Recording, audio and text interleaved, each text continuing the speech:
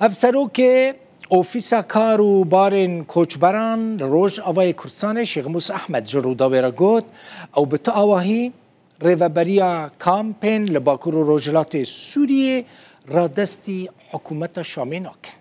روژا سهشنبه در باسبویی بالیوزخانه امریکا لسوریه لسر حساب خواه لسر ایکس گوته بو پلاتفورم ایکس تویتر بره گوته بو پیوست ریوبریا کامپین لباکور و روجلات سوریه یعنی نافچین ریوبریا خسر جبو حکومت نو یا سوری ورن را دست کرن. لی دو بالیوزخانه امریکا لشامه او پوست جسر حساب خور را کرد. شیخ موسی احمد دبیجه تشتی که بالیوزخانه امریکی پار و کربو نراسته چند روزان بره دبیجه وان هنک مالبات جکامپا هوله شاندبون باجار حلبه.